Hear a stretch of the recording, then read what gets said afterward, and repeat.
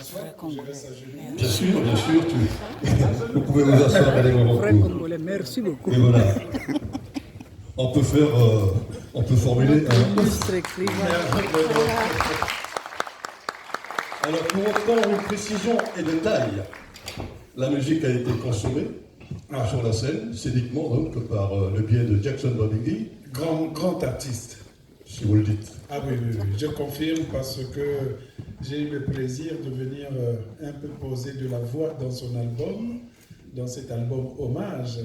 Et poser de la voix, ça ne veut pas dire que je serais capable de chanter au point de remplir Bercy ou l'Olympia Cocatrix, mais c'était simplement dans la chanson dans laquelle il y a Papa Wemba et lui, eh ben, je suis venu jeter un petit proverbe à l'intérieur, au milieu dans un pont.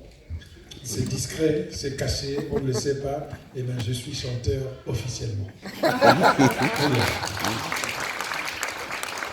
Et voyez-vous, mon cher Alain Moronkou, après Jackson Babingui qui a tenu sympathiquement en haleine ce public qui vous attendait et qui vous attend toujours. Donc le voilà qui est là, c'est dans l'assistance, ce public qui va certainement échanger le temps du timing qui est prévu par rapport à cet événement sur l'homme, mais plutôt l'écrivain, en sachant pertinemment que vous avez aussi, et vous l'avez rappelé, un côté artistique de par, on va dire, vos productions musicales aussi. Ah oui, puisque je m'intéresse beaucoup à la musique. D'ailleurs, Cyriaque Basoka, qui doit être quelque part dans la salle ici, il a disparu, il est quelque part. Je m'intéresse beaucoup à la musique. J'ai fait de la production musicale et je compte continuer. J'ai fait produire 2 albums du groupe Black Bazaar, dans lequel il y avait à la fois les Congolais de Kinshasa, de Brazzaville, les Cubains, les Camerounais.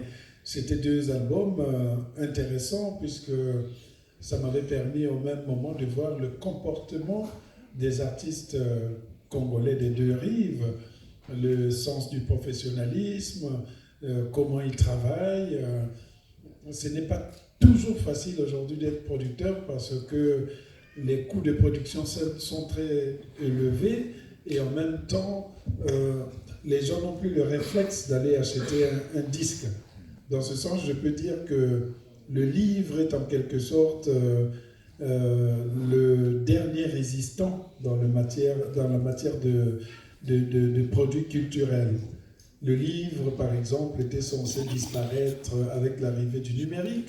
Le livre a résisté, peut-être parce que la grand-mère voudrait toujours sentir le parfum des pages qui ont jauni, tandis que le disque, on invente tellement de méthodes d'écoute de la musique. Ce n'est plus... Avant, on avait des tourne-disques, puis on a fait des CD, puis les CD, c'est pas bien, on télécharge. Mais quand vous téléchargez, il faut un clip vidéo. Faire un clip vidéo, ça coûte très très cher de faire un clip vidéo qui soit respectable.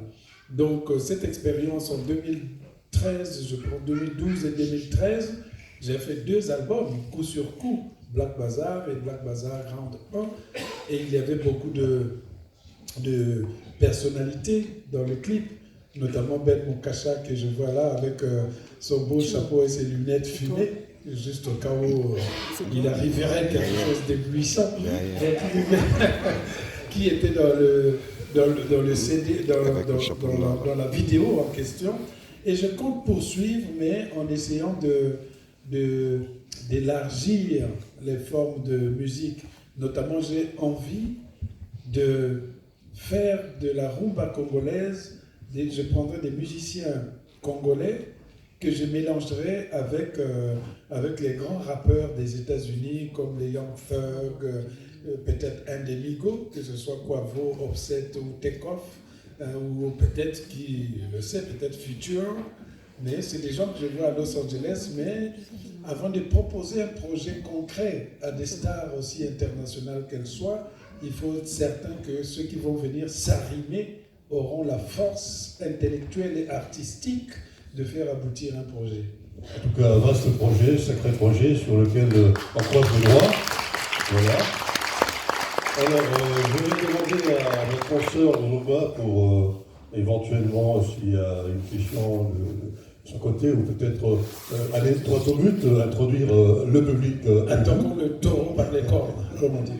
Alors, en fait, pour moi, ma question, c'est qu'aujourd'hui, Alain Mbakou, vous avez réussi au niveau littéraire. Maintenant, vous voyagez à travers le monde, vous donnez des cours à LA et vous êtes toujours entre Paris et LA. Ma question est pourquoi, en fait, il me semble que vous êtes toujours nostalgique. Vous nous ramenez toujours au Congo. Et pourquoi, dans ce livre, vous nous ramenez encore au Congo? Parce que le Congo, c'est mon pays de respiration. Le Congo, c'est le lieu où mon cordon ombilical avait été enterré. Le Congo, c'est peut-être le seul espace qui me met en confiance avec moi-même. Je sais parler de tout, mais je parle mieux du Congo comme on dit là-bas. Amen. Donc voilà. Moi, je m'étais fait le projet de redonner l'amour du Congo aux Congolais, de leur dire que même si je suis dans les grandes plateformes, même si je suis dans les parties les plus prestigieuses du monde, il y aura toujours le Congo que je vais susurrer à l'oreille de quelqu'un. J'avais fait ce pari, faire connaître le Congo à travers la littérature, mais faire aussi connaître la ville de mon enfance, Pointe-Noire. Il y a des années, ici à Pointe-Noire, quand on disait Pointe-Noire, il n'y avait que quelques Français qui avaient voyagé, qui le connaissaient. Ils connaissaient le Pointe-Noire de la Guadeloupe. Mais au fur et à mesure, en ayant écrit Lumière de Pointe-Noire, Demain j'aurai 20 ans, maintenant les cigognes sont immortelles, des livres qui se passent à Pointe-Noire, et bien peu à peu, Pointe-Noire devient une ville romanesque et les personnages à l'intérieur deviennent aussi des personnages célèbres. J'avais ce projet, faire connaître le Congo, faire connaître la ville de Pointe-Noire, et en plus, rendre ma propre mère, qui s'appelle Pauline Kenge, peut-être la femme, la mère la plus connue dans la littérature francophone. Je pense que petit à petit, maintenant, c'est devenu doucement. Aujourd'hui, je pense que Pauline Kenge, qui ne savait pas lire, qui ne savait pas écrire, mais qui voulait que j'aille à l'école, que je fasse mes diplômes, que je sois quelqu'un, que je ne travaille pas dans je sais pas, dans un bureau, il voulait que je travaille dans un bureau, et ben ça me fait plaisir. La seule nostalgie, puisque vous parlez de nostalgie, la seule douleur peut-être qui est en moi, c'est qu'elle n'ait pas vu et qu'elle ne peut pas voir tout ce qui s'est passé après elle, parce qu'elle ne m'a pas connu comme un écrivain portant une voix en lui. Ben, elle a disparu avant, mais les cigognes, comme on dit, sont immortelles.